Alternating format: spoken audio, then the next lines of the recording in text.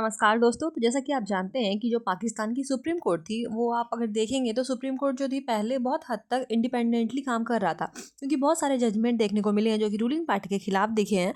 तो जिसे देखकर बोला जा सकता है कि ये सुप्रीम कोर्ट यहाँ पाकिस्तान के इंडिपेंडेंटली काम कर रहे थे। लेकिन ये जो 27 अमेंडमेंट एक्ट आ रहा है, ये जो आया है, जो आप जानते हैं कि ये आर्मी को और पावरफुल बनाया जाएगा। वो लाइफ टाइम के लिए आर्मी पावरफुल बन जाएंगे। तो लेकिन आपको पता है कि जुडिशियरी पर भी इसका बहुत बड़ा हमला हो रहा है इस अमेंडमेंट की वजह से। और सुप्रीम कोर्ट के 2 जज थे जिन्होंने ऑलरेडी रिज़ाइन कर दिया है और बड़ी बगावत देखने को मिल रही है, जहां जाहिर सी बात है कि अगर कुछ भी होगा पाकिस्तान में तो उसका असर भारत पर भी देखने को मिलेगा, क्योंकि अगर आर्मी फोर्स इनकी पावरफुल हो जाएगी तो पाकिस्तान और ज़्यादा भारत पे आतंकी हमले करवाने के लिए कोशिश करेंगे। तो आइए जानते हैं कि क्या है पूरा मामला। तो पाकिस्तान में मेजर कॉन्स्टिट्यूशनल अमेंडमेंट लागू हो रहा है, जो कि 27वां अमेंडमेंट है, 27th अमेंडमेंट। ये जो है एक जुडिशियल सिस्टम को एक रीस्ट्रक्चर प्रोवाइड कर रहा है। तो अगर हम बात करें तो ये एक ऐसा सिस्टम बनने जा रहा है जो कि सुप्रीम कोर्ट से भी ज़्यादा पावरफुल होने वाला है। अगर हम बात करें दूसरे शब्दों में तो एक तरह से ये सुप्रीम कोर्ट का सारा पावर छीन सकती है। एक ऐसा सिस्टम बनने जा रहा है। तो इसी के कारण सुप्रीम कोर्ट के जज जो कि जस्टिस सैयद मंसूर अली शाह और जस्टिस अफ्तार मिन्हल्ला, इन्होंने रिज़ाइन कर दिया। साथ ही साथ लाहौर के हाई कोर्ट के जज ने भी रिज़ाइन कर दिया और कुछ लोग बार एसोसिएशन के जो लोग हैं उन्होंने भी काफ़ी स्ट्राइक्स लॉन्च किए हैं। तो ये एक मोस्ट कॉन्सिक्वेंशियल कॉन्फ्रंटेशन हो रहा है जो कि Pakistan judiciary and political militaries के बीच एस्टेब्लिश होने वाला है। तो आइए आगे बात करते हैं। आइए हम बात करते हैं कुछ टाइमलाइंस के बारे में। तो अर्ली नवंबर 2025 में गवर्नमेंट ने कुछ बिल पास किए 27वें अमेंडमेंट को लागू करने के लिए। तो जब भारत में भी कोई अमेंडमेंट लागू किया जाता है तो उससे पहले बिल पास होता है, सेम वैसा ही। तो 13 नवंबर को उसके बाद पार्लियामेंट पासिस द अमेंडमेंट, उन्होंने बिल पास कर दिया और साथ ही साथ वो जो बिल पास किया गया था वो पास हो गया। और साथ ही साथ प्रेसिडेंट आसिफ अली ने उनको एसेंस भी कर दिया। देन बाद में कुछ ही आवर्स के बाद जस्टिस मंसूर अली शाह रिजाइंस करते हैं।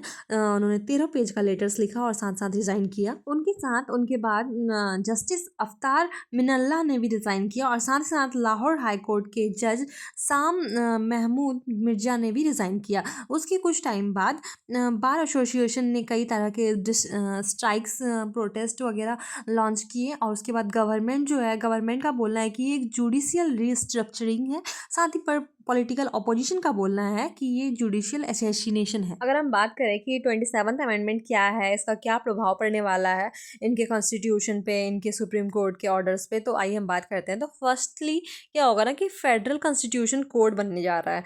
तो ये क्या है ना, एक न्यू एपेक्स कोड है exclusively for the constitutional matters.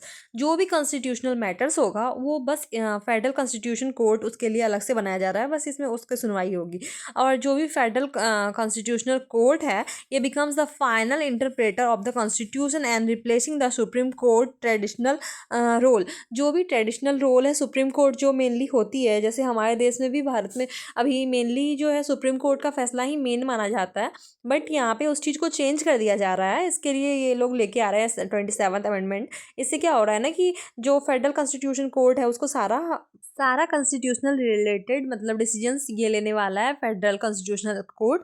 तो सुप्रीम कोर्ट का नेक्स्ट बात करें, सुप्रीम कोर्ट का जो भी पावर है वो ना रिड्यूस होने वाला है, क्योंकि सुप्रीम कोर्ट जो है ना ओरिजिनल कॉन्स्टिट्यूशनल जुरिडिक्शन के लॉस करने वाला है। साथ ही साथ वो बस लिमिटेड उसके पास राइट्स रह जाएगा, civil, criminal, statutory approvals, appeals, ये सब कुछ ही लिमिटेड चीज़ में उनका राइट रह जाएगा। ये एक बहुत बड़ा हिस्टोरिक डेवलपमेंट होने वाला है और डाउनग्रेडिंग बोल सकते हैं आप पाकिस्तान एपेक्स कोर्ट के साथ।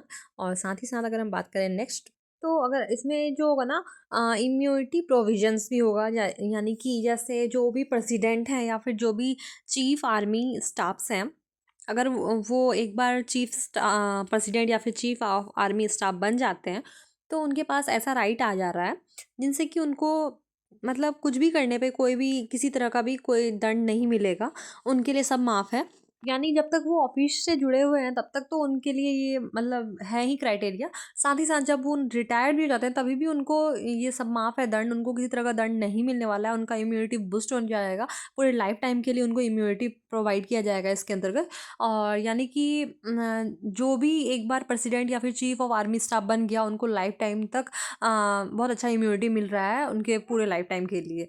बहुत सारे चेंजेस देखने को मिलेंगे जो कि जुडिशियल अपॉइंटमेंट एंड ट्रांसफ़र से रिलेटेड होंगे। जैसे कि यानी कि जो पाकिस्तान में अब जो भी जुडिशियल अपॉइंटमेंट या ट्रांसफ़र्स होंगे वो जुडिशियल एक कमीशन होगा उसके अंतर्गत सब होंगे। क्रिटिक्स का ये कहना है कि जो एग्जीक्यूटिव और मिलिट्री इन्फ्लुएंस है वो सब अब जुडिशरी में दिखने को मिलेंगे। जजेस को कभी भी ट्रांसफ़र कर दिया जाएगा या फिर हटा दिया जाएगा उनके टेन्योर से। तो ये सब कुछ चीज़ देखने को मिलने जा रही है। यहाँ प्रोसेस बताया जा रहा है कि जो कि एफसीसी यानी कि फेडरल कॉन्स्टिट्यूशनल कोर्ट है, ये अब लागू होने वाला है। तो इसको बहुत जल्दी ही तैयार किया जाएगा बना करके, और जितने भी अभी कोर्ट में सुप्रीम कोर्ट में मुद्दे चल रहे हैं अलग अलग कॉन्स्टिट्यूशनल से वो जल्दी ही इस पर ट्रांसफर किए जाएंगे। अगर हम बात करें कि इसको क्यों डेंजरस बताया जा रहा है, तो पहले तो जो सुप्रीम कोर्ट के जो भी अथॉरिटी थी कॉन्स्टिट्यूशनल कॉन्स्टिट्यूशनल इशू से रिलेटेड, वो अब खत्म होने वाली है। जो एफसीसी यानी कि फेडरल कॉन्स्टिट्यूशनल कोर्ट जो आने वाला है, ये मे बी फिल्ड द जजेस and considered more aligned and government and military preferences. यानी कि गवर्नमेंट एंड मिलिट्री प्रेफरेंस के हिसाब से ये कुछ भी कर सकती है, ऐसा कुछ अभी इंडिपेंडेंट तरह से नहीं देखा जाएगा। और अगर हम बात करें वीकनिंग द सेपरेशन पावर्स, जो पहले एक सेपरेशन होता था ना, लाइक जुडिशियरी अलग काम करेगी, आर्मी फोर्स अलग काम करेंगे, तो अब ऐसा कुछ सेपरेशन नहीं देखने को मिलेगा। साथ ही साथ जो इंस्टीट्यूशनल है वो कैप्चर हो जा रहे हैं इसमें। जो रीस्ट्रक्चरिंग हो रही है एपेक्स कोर्ट की, ये रिस्क कर रहा है may be long term of political and military control, और ये बहुत तरह से अफेक्ट करने वाला है मतलब जो भी जनता होंगी उनको। अगर हम बात करें अकाउंटेबिलिटी वैक्यूम्स की, तो ये इम्यूनिटी प्रेसिडेंट और आर्मी चीफ के पास जो इम्यूनिटी दे रही है, ये कहीं से भी सही नहीं है कि वो कुछ भी करें और उनको लाइफ टाइम के लिए इम्यूनिटी मिले, कि उनको किसी तरह का उनके ऊपर केस नहीं होगा या फिर कुछ भी उनके अगेंस्ट कार्रवाई नहीं होगी। तो ये सब बताया जा रहा है। आइए अगर हम बात करते हैं पॉलिटिकल कॉन्टेक्स्ट की, तो पाकिस्तान का जो सिविल मिलिट्री डायनामिक्स है, तो आप सभी को पता है कि ये मिलिट्री कूप्स या जुडिशियल मैनिपुलेशंस ये हमेशा यहाँ तख्ता पलट होता रहा है, ये हमेशा देखा गया है। बट ये जो था ना, पहले ये लोग सामने से बोल करके करते थे, अब ये जो है ना वो करते हैं, वो मतलब ऐसा दिखाएंगे कि सब डेमोक्रेसी है वहाँ पे चल रहा है। बट ऐसा कुछ होने वाला नहीं है। सारे पावर्स अब आसिर मुनि के पास ही होंगे और वो ही सारा तख्ता पलट करेंगे। तो यही देखने को मिलेगा अभी। जो 27th अमेंडमेंट लाया जा रहा है, ये मेनली इसीलिए लाया जा रहा है ताकि ये लोग अपना राज करें और अपने तरह से ये लोग जैसा चाहें वैसा जिंदगी जिए, और मतलब कोई डेमोक्रेसी अब नहीं बचेगा, जो कि बहुत प्रॉब्लम होने वाला है। Sensitive cases like pending before the supreme court, जो कि बहुत सारे केसेस ऑलरेडी पेंडिंग चल रहे हैं जिसपे सुनवाई होने वाला था, ये अब ऑलरेडी ट्रांसफर हो चुका है, ये उनसे राइट्स ले लिया गया सुप्रीम कोर्ट से, तो अब सब कुछ टल चुका है। अब पता नहीं कब मिलेगा किसका आंसर। तो इसका रिएक्शंस क्या देखा जा रहा है, तो इसका रिएक्शन इनसाइड पाकिस्तान कुछ ऐसा चल रहा है कि जो जुडिशियरी यानी कि जो जजेस हैं वो रिज़ाइन कर रहे हैं। टॉप 2 सुप्रीम कोर्ट के जज जो है वो रिज़ाइन कर चुके हैं, एक हाई कोर्ट के जज ने रिज़ाइन कर दिया है। साथ ही साथ बहुत सारे जो बार काउंसिल्स हैं उन्होंने भी मतलब स्ट्राइक्स लॉन्च किया है। जो लॉयर्स हैं उन्होंने भी मतलब बहुत सारे स्ट्राइक्स निकाला है, black day for the constitution ऐसा करके। जो पॉलिटिकल है वो उनका अपोजिशन, तो ये एक जुडिशियल मतलब कॉप या बोल सकते हैं मिलिट्रेशन ऑफ द जस्टिस या फिर असॉल्ट बोल सकते हैं कॉन्स्टिट्यूशन का, ये सब कुछ बोला जा रहा है अपोजिशन के द्वारा। तो आगे देखते हैं। अगर हम बात करें कि गवर्नमेंट जो है यहाँ पे क्लेम कर रही है बहुत सारा कि अमेंडमेंट को लाया जाएगा तो क्लियरिटी होगा सब चीज़ों में, और स्पेशलाइजेशन होगा, फास्टर कॉन्स्टिट्यूशनल एडिशन होगा, उसके बाद एक्सक्यूज जजेस two of making political resignation, अगर जो पॉलिटिकल रिजाइन दे रहे हैं उनको एक्सक्यूज किया जा रहा है। वहीं अगर हम बात सिविल सोसाइटी और मीडिया की करें तो कॉन्स्टिट्यूशनल क्राइसिस होने जा रहा है, human rights group expression alarm दिखा रहे हैं, कमेंटमेंट्स स्प्लिट डाउन हो रहा है, तो ये बहुत सारा चीज़ रिएक्शंस में आ रहा है। अगर हम बात करें इंटरनेशनल कंसर्न की, तो वो क्या है, तो ये अलग अलग जगह से इंटरनेशनल कंसर्न आ रहे हैं, यानी कि इंटरनेशनल प्रेस जो है वो फ्रेम कर रही है इसको ऐसा डेमोक्रेटिक बैक स्लाइडिंग, अगर और बोला जाए तो इनको right bodies warns against the weakening rule of law and investor often view judiciary weakening as a risk to political stability. मतलब जो भी इन्वेस्टर्स हैं वो बोल रही है कि मतलब पॉलिटिकल स्टेबिलिटी अभी बहुत वीक होने वाला है क्योंकि जुडिशरी वीक जा रही है, तो मतलब कुछ भी सही जा नहीं रहा है। आई होप आपको हमारा ये वीडियो पसंद आया होगा, और आपको हमारा वीडियो पसंद आया हो तो वीडियो को लाइक और शेयर करना ना भूले, साथ ही साथ हमारे चैनल को सब्सक्राइब कर दे ताकि आप आगे भी ऐसे ही अपडेटेड रहें। Thank you.